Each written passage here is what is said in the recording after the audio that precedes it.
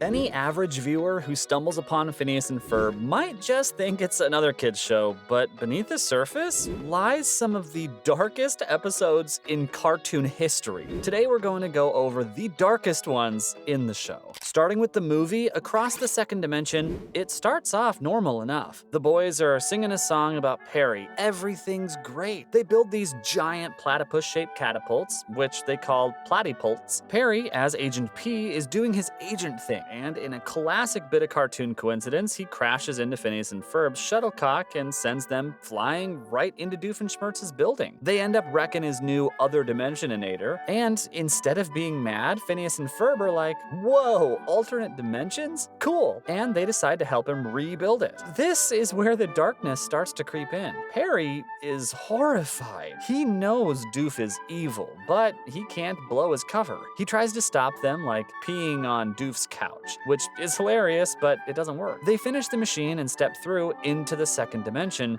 but it's not what you'd expect. This place is bleak. The other Doofenshmirtz, Doof 2, isn't some bumbling goofball. He's a legitimate iron-fisted dictator. He has a freaking army of normbots, a sick-looking scar over his eye patch, and he's actually succeeded in taking over his tri-state area. Our Doof is super impressed, but Perry is terrified. This Doof 2 immediately recognizes Perry as an agent, unlike our Doof, who is clueless. And this is where it gets really messed up. Doof 2 sicks his own version of Perry on them, an evil cyborg called General Platyborg. Think about that. He took his dimension's Perry, defeated him, and turned him into a mindless, evil killing machine. That is some serious body horror for a kids movie. Perry has to fight him while still pretending to be a normal pet. But Doof 2 ups the ante and tells Platyborg to attack Phineas and Ferb, and that's Perry's breaking point. He has no choice. He drops the act, whips out his fedora, and saves the boys, revealing his secret identity. Phineas is just broken. He's not just surprised, he's deeply hurt. He yells at Perry, feeling betrayed that his pet, his best friend, was lying to him this whole time. Ferb points out that Perry did pee on the couch to try and warn them, but Phineas is too upset to care. They escape, but Phineas just can't get over it. He disowns Perry, telling him to just go, that he can't trust him anymore. It's a gut-wrenching scene. Perry leaves heartbroken to turn himself in to save his family. Meanwhile, the boys meet their second dimension selves who have never ever heard of summer because their lives are so grim and oppressed. They also meet the resistance led by an absolute boss version of Candace, who is a hardened warrior. And regular Candace from our dimension accidentally stumbles through a portal and gets stuck with them. The whole group eventually gets captured trying to rescue Perry. It's a trap. They're all about to be fed to a monster called Guzim over a pit of lava. This is where we came in at the start of the movie. Candace 2 comes to the rescue, and she is just so cool, fighting off robots with a staff. They escape through a bunch of crazy dimensions, but Phineas, Ferb, Candace, and Perry get captured again. It's just relentless. Doof 2 now has a working dimension hopper and plans to invade the first dimension. The invasion begins, and it's a full-scale war. Normbots are everywhere. Major Monogram has to tell Phineas and Ferb to just go home, but they find Perry's secret lair. There's a message from Perry saying he needs their help, that their big ideas are the only thing that can save the day. So what do? They rebuild all their greatest inventions from the entire series and lead an army of kids from Danville into battle against the robot horde. It is epic. Phineas confronts Doof 2 on top of the DEI building while Perry fights Platyborg. Phineas, using a baseball and a bat, manages to destroy the satellite controlling the Normbots. But Doof 2 isn't done. He comes out in a giant freaking robot version of himself, but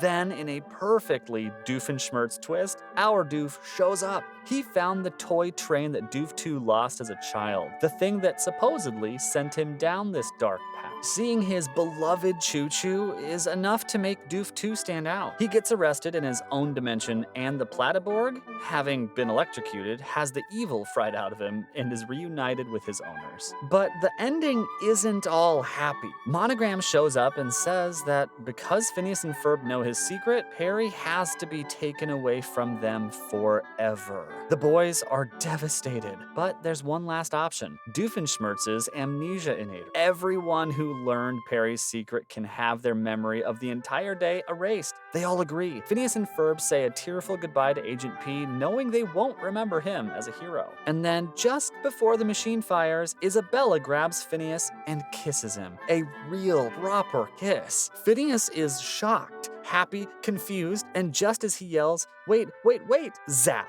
everything's gone. They go back to being oblivious owners, and only Perry remembers the insane world-saving adventure they had. That is a heavy, bittersweet end. But if you think a dystopian alternate reality is the only dark place this show goes, you are so wrong. Let's talk about Night of the Living Pharmacists. This is a full-on zombie episode. It starts with Phineas and Ferb making a rubberization ray, which, is pretty standard for them. Meanwhile, Doofenshmirtz has created a repulsinator to make his brother Roger ugly so he can take over the tri-state area. Classic Doof. But in a fight with Perry, the machine gets hit, overheats, and explodes. It still hits Roger, but it doesn't just make him ugly, it transforms him into a mindless, shambling clone of Dr. Doofenshmirtz, whose only goal is to touch other people and turn them into more Doof clones. The zombie apocalypse begins with the mayor, and it spreads like wildfire. Anyone who gets touched becomes one of them. They even have the classic zombie moan, but it's just them saying, "Lots of me,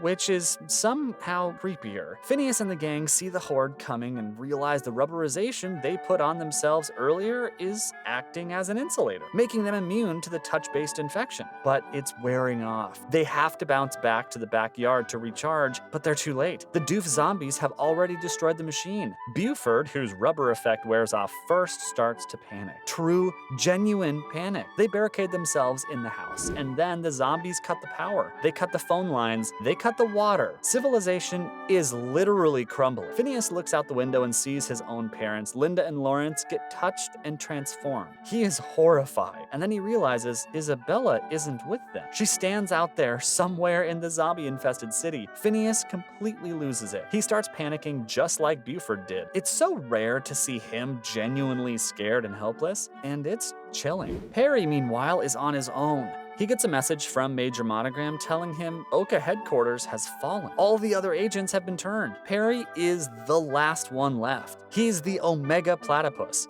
The boys wearing rubber items for protection have to sneak across town to the Fireside Girls' Lodge to find Isabella. They get surrounded by zombified animal agents, which is just a terrifying concept. They barely escape with Perry's help. Inside the lodge, they find Isabella, who figured out the infection started at the DEI building, but the zombies break in. The rest of the Fireside Girls are turned right in front of Isabella's eyes. They barely make it into the DEI building lobby, but then Baljeet gets touched. He's gone. Then Buford, in a moment of insane bravery, strips down to his underwear and offers himself as bait so the others can escape. He gets turned too. It's just Phineas, Ferb, Isabella, Candace, and Vanessa. They barricade themselves in Doof's lab, where they figure out the only way to reverse the effect is to douse the entire city with water from the new water tank. But the zombies break in again. Candace gets infected. Then Vanessa, Doofenshmirtz, seeing his daughter turned, does what Buford did and offers himself up. Phineas, Ferb, and Isabella make a run for the tower on a pulley system, but the zombies break the line. They are climbing up the tower on foot. Ferb sacrifices himself to let Phineas and Isabella get ahead. Now it's just the two of them. They reach the top.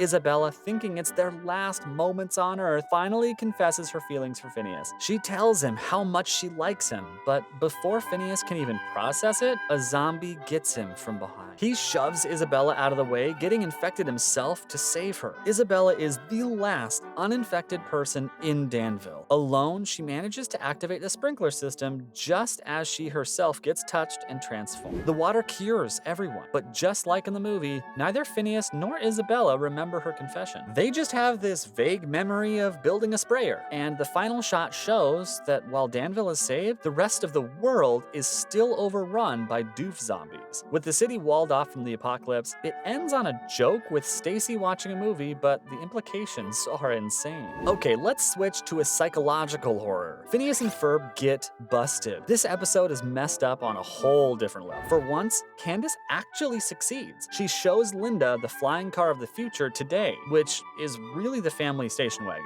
And Linda is furious, genuinely, truly angry. Phineas says they do stuff like this every day, which just makes Linda feel like the worst mom in the world for never believing Candace. The tower they built collapses and destroys the house. Finally, that's it. Linda and Lawrence decide to send Phineas and Ferb to the Smile Away Reformatory School. It's presented as being for their own good, but the place is a nightmare. It looks like a prison. The warden shaves their heads into crew cuts and gives this terrifying speech about how his goal is to crush their creativity, their imagination, their unbridled enthusiasm. He wants to break their spirits, and he succeeds. We see Phineas and Ferb, their souls just gone. They're monotone, emotionless little drones. It is deeply unsettling to watch. Candace, who was initially thrilled to be free of their antics, starts to miss them. She sees a news report exposing how brutal the school is and realizes what she's done. Filled with guilt, she stages a rescue mission with Jeremy. Meanwhile, Linda and Lawrence also realize they went too far and decide to pull the boys out. Candace and Jeremy manage to break in, but Phineas and Ferb are so broken they don't even want to leave. Candace has to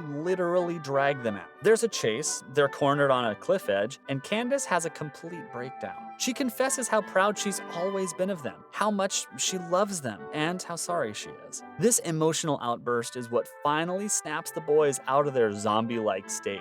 They're back, and just as the warden corners them, Perry and Doofenshmirtz crash up from underground in a giant robot spider, knocking the warden off a cliff. And then it gets weird. Candace turns around and her parents are there, but they are puppets controlled by a giant puppet Baljeet controlled by a talking zebra. Jeremy proposes to her and Candace realizes none of it's real. She wakes up. It was all a dream. She tells her family about the nightmare at breakfast, including the part about Perry being a secret agent, and then real guards storm the house and arrest the whole family. Major Monogram tells Perry his cover's blown and he has to be relocated. And then Perry wakes up. It was a dream within a dream. The whole episode is just a nightmare designed to prey on the worst fears of every character, and it leaves you feeling just as disoriented as they are. Then there's Phineas and Ferb's Quantum Boogaloo, another trip into a dark future. The boys traveled 20 years into the future to find a tool they need. They meet their future sister Candace, who is now a calm, mature mom. Her sons, however, are super boring and lack imagination. But that's not the dark part. The dark part is what happens when future Candace gets the idea to borrow the time machine. She goes back to the day of the very first episode, Roller Coaster,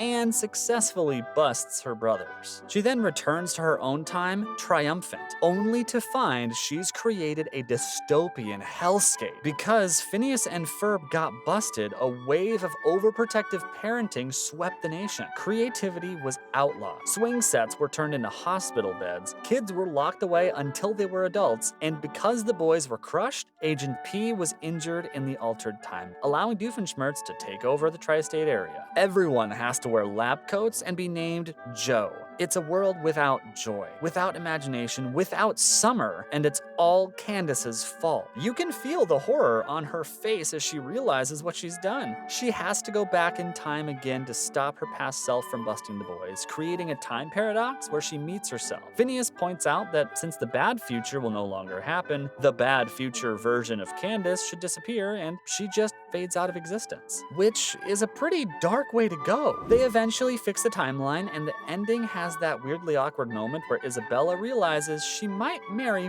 Ferb instead of Phineas, which for a shipper is its own kind of dark. Even the Star Wars special, which is mostly a fun parody, has a seriously dark turn. Ferb gets hit by Doofenshmirtz's Sithinator, and he doesn't just get angry. He goes full dark Sith. He gets the yellow Sith eyes, the face makeup, the whole thing. He builds an even bigger Sithinator to create an army and invites Phineas to join him. When Phineas refuses, Ferb, his own brother, tries to kill him. We get a full-on lightsaber duel between Phineas and Darth Ferb. Phineas doesn't want to fight, but Ferb is relentless, even activating a crazy double-bladed, multi-bladed spinning lightsaber. It's a genuine emotional fight. Phineas eventually has to destroy the machine to save his brother, but the image of Ferb totally consumed by evil and trying to murder his brother is one of the darkest visuals in the entire series. It's played for stakes, not for laughs, and it is super effective. The sequel to Meep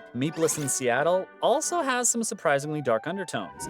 The main villain, Mitch, is after a substance called cutonium, which is the physical embodiment of cuteness. The backstory reveals that a long time ago, an alien used this stuff to become the cutest thing in the universe, which gave him absolute power and turned him into a corrupt, evil dictator. So the core concept is that ultimate cuteness is a source of ultimate evil, which is a wild idea. Mitch's goal is to become an unstoppable ruler by weaponizing cuteness. During the climax, he succeeds in blasting himself with pure cutonium and becomes so irresistibly cute that anyone who looks at him is stunned into submission. He takes down an entire army of Meepians this way, and he even gets Phineas. Isabella has to essentially out-cute him to save the day. Powered by her own genuine core cuteness, it's a silly resolution, but the idea of a villain who conquers through weaponized adorableness and the corrupting nature of power is pretty heavy stuff. Plus, Doofenshmirtz's beloved balloon, Balloony, gets popped in a fight, and Doof's grief is played completely straight. It's a sad moment until Perry gives him a patched up version at the end. Phineas and Ferb Save Summer is another one with apocalyptic stakes. Doofenshmirtz, in a typically short-sighted scheme, builds an inator that moves the entire Earth further away from the sun just so he can use a lower SPF sunscreen. Perry fails to stop him, and the Earth is plunged into an early autumn and then a